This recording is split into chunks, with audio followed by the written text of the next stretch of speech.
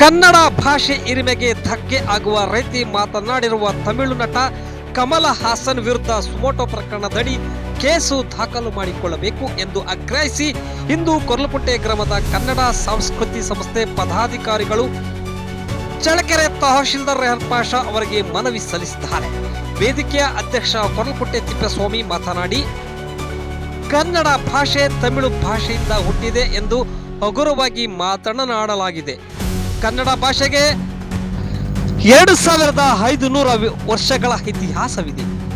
ಶಾಸ್ತ್ರೀಯ ಸ್ಥಾನಮಾನ ಪಡೆದುಕೊಂಡಿರುವ ಭಾಷೆಯಾಗಿದೆ. ದ್ರಾವಿಡ ಭಾಷೆಯಿಂದ ಕನ್ನಡ ಮತ್ತು ತಮಿಳು ಹುಟ್ಟಿರುವ ಭಾಷೆಗಳಾಗಿವೆ. ಆದರೆ ಕನ್ನಡ ಭಾಷೆ ಶಾರೀರಿಕವಾಗಿ ಮಾತನಾಡುವ ರೀತಿಯಲ್ಲಿ ಲಿಪಿ ಇರುವ ಇತಿಹಾಸ ಭಾಷೆಯಾಗಿದೆ. ಒಬ್ಬ ಕಲಾವಿದ ಕವಿಗೆ ಭಾಷೆ ಗಡಿ ಇರುವುದಿಲ್ಲ ಎನ್ನುತ್ತಾರೆ. ಆ ರೀತಿಯಲ್ಲಿ ಪ್ರತಿಯೊಂದು ಭಾಷೆಯನ್ನ ಪ್ರೀತಿಸಬೇಕು. ಕನ್ನಡ ಭಾಷೆಗೆ ಧಕ್ಕೆ ಆಗುವ ರೀತಿ ಮಾತನಾಡಲಾಗಿದೆ. ಇದರಿಂದ ಕನ್ನಡಿಗರ ಸಂಸ್ಕೃತಿ ಮತ್ತು ಸ್ವಾಭಿಮಾನವನ್ನ ಕೆಣಕಿದಂತಾಗಿದೆ. ಕೂಡಲೇ ಕನ್ನಡಿಗರ ಕ್ಷಮೆ ಯಾಚನೆ ಮಾಡಬೇಕು. ಥಗ್ ಲೈಫ್ ಸಿನಿಮಾವನ್ನ ಕನ್ನಡ ಚಿತ್ರರಂಗದಲ್ಲಿ ಪ್ರಸಾರ ಮಾಡದಂತೆ ಕ್ರಮ ವಹಿಸಬೇಕು ಎಂದು ಒತ್ತಾಯಿಸಿದರು. ಈ ಸಂದರ್ಭದಲ್ಲಿ ಎಚ್.ಎಸ್. ಸೈಯದ್, ಸಿ.ಜಿ.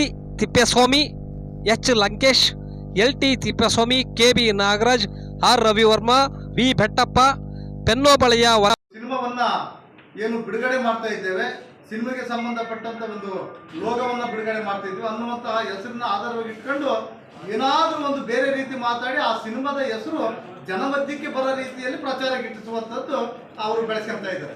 ಅದೇ ರೀತಿಯಾಗಿ ಒಂದು ಥಗ್ ಲೈಫ್ ಅಂತೇಳಿ ಒಂದು ಸಿನಿಮಾದ ಒಂದು ವಿಚಾರಕ್ಕೆ ಸೇರ್ಕೊಂಡಿರ್ತಕ್ಕಂಥ ಜಾಗದಲ್ಲಿ ಈ ಮಾತನ್ನ ಹೇಳುವ ಮುಖೇನ ತಮಿಳು ಮತ್ತೆ ಕರ್ನಾಟಕ ಮತ್ತೆ ಇತರೆ ಈ